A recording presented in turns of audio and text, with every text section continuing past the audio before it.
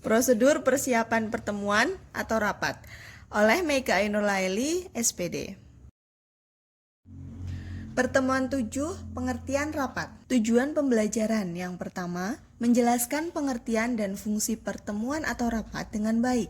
Yang kedua, menjelaskan jenis-jenis rapat berdasarkan segi peninjauannya dengan baik.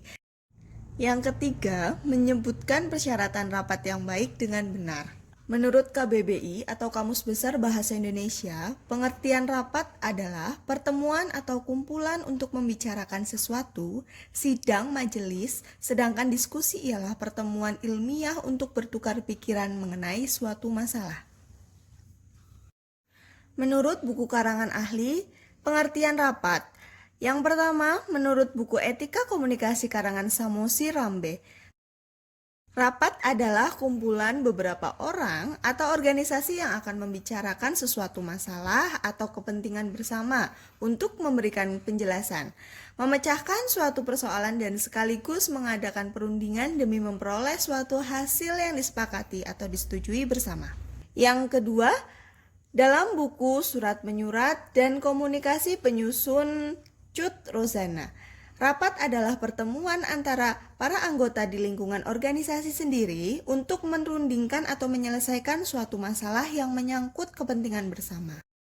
Dari dua pengertian tersebut, maka kita dapat menarik kesimpulan di mana rapat atau kumpulan dalam suatu organisasi, perusahaan, instansi pemerintah, baik dalam situasi formal maupun informal untuk membicarakan, merundingkan, dan memecahkan suatu masalah yang menyangkut kepentingan organisasi atau perusahaan.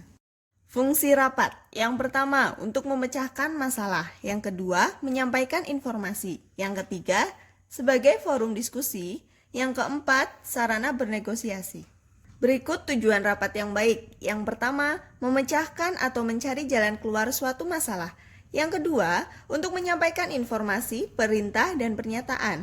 Yang ketiga, sebagai alat koordinasi antar intern atau antar ekstern.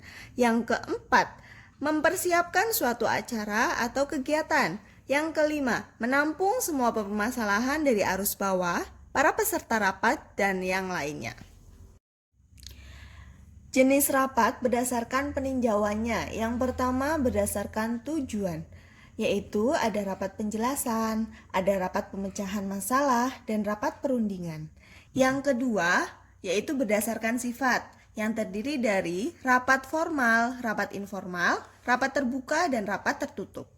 Yang ketiga, berdasarkan jangka waktu, ada rapat mingguan, rapat bulanan, rapat semester, dan rapat tahunan.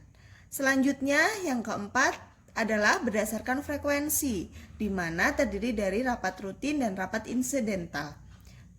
Yang kelima adalah berdasarkan nama, yang terdiri dari rapat kerja, rapat dinas, dan rapat musyawarah kerja. Syarat rapat yang baik. Yang pertama, penentuan tujuan dan acara rapat. Yang kedua, penentuan waktu, tanggal, hari, dan tahun. Yang ketiga, penentuan tempat. Yang keempat, penentuan akomodasi. Yang kelima, penentuan konsumsi. Dan yang keenam, penentuan media atau peralatan. Yang ketujuh, suasana rapat berlangsung terbuka. Yang kedelapan, para peserta rapat berpartisipasi aktif. Yang kesembilan, adanya kendali dari ketua rapat. Yang kesepuluh, bahasa harus komunikatif.